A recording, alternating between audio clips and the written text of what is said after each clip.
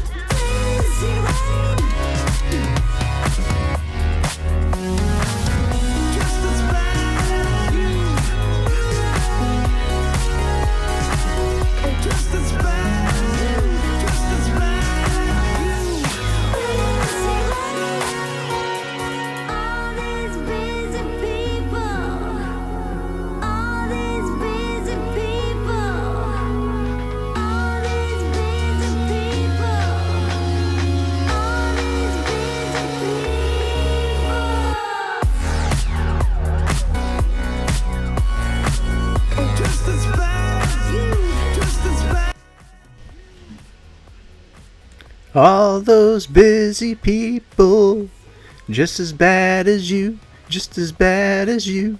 I love that song. I found it. It's a random song. Okay, never heard it before, but I happened to find it, and it works pretty good for the video. Anyway, so yeah, things are starting to shape up. Glass is going to go completely around.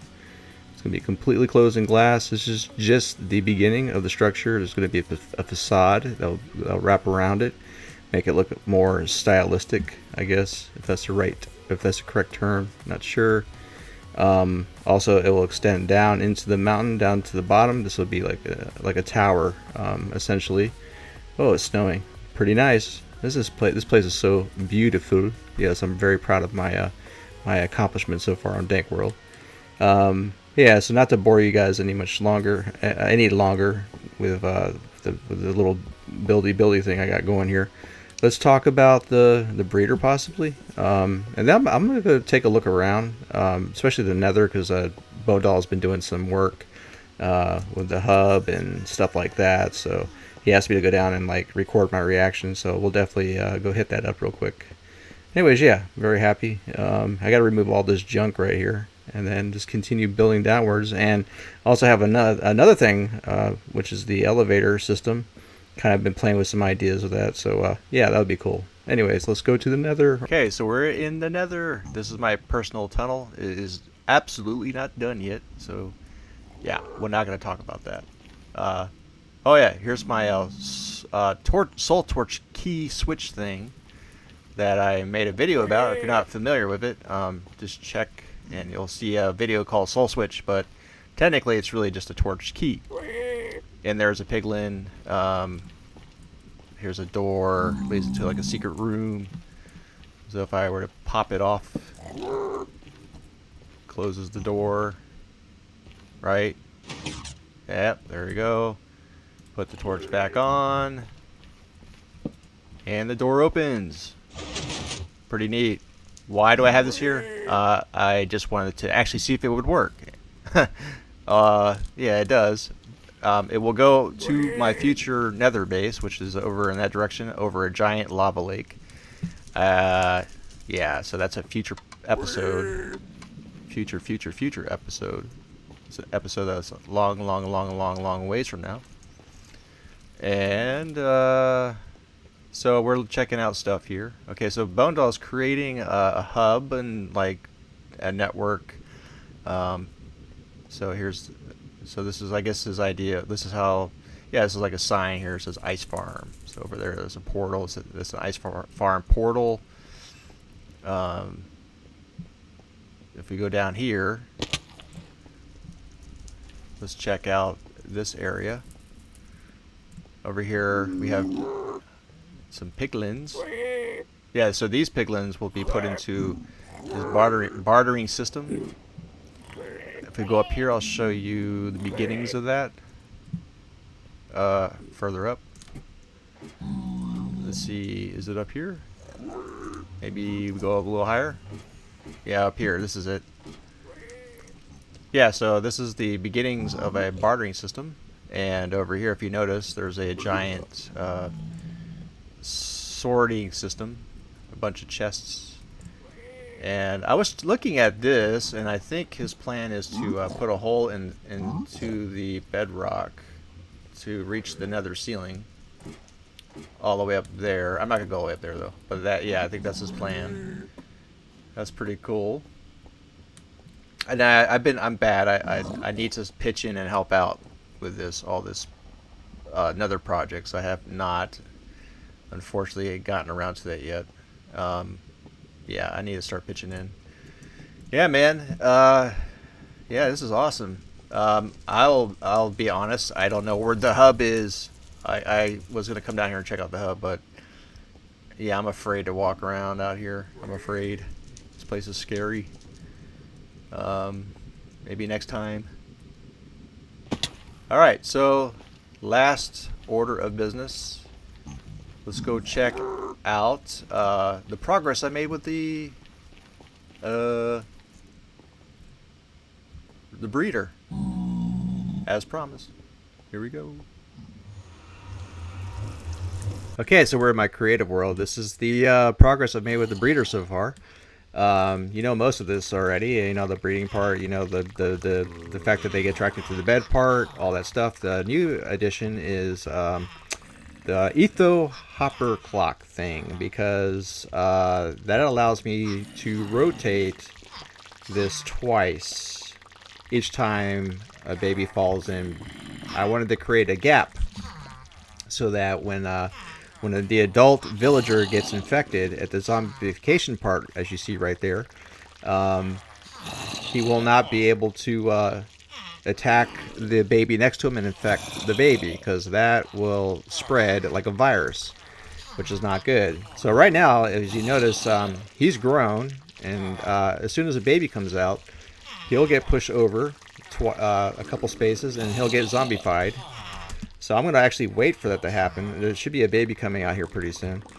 And you'll really get to see the whole thing in action. Alright, so they're breeding right now. So we should see a baby pop out any second. Dun, dun, dun, dun, dun, dun, dun. Come on. Alright. Baby is born. Baby likes bed. Baby runs for bed. Baby falls in. He gets rotated twice. Then he gets zombified. Just like that. Alright. So let me get rid of this guy. So let's say this is an empty bay, right? I got a few other villagers here. They all have jobs. But let's say we have this empty bay. Let me reset this.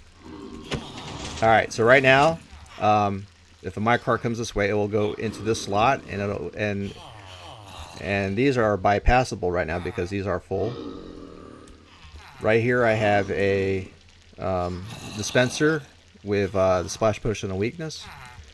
So essentially you would request, this part isn't actually automated yet, but you could request a minecart or come over here, pick him up. As he rolls over here, he'll hit the detector rail and he'll get splashed. Okay, so let's see how that works. And then he falls in.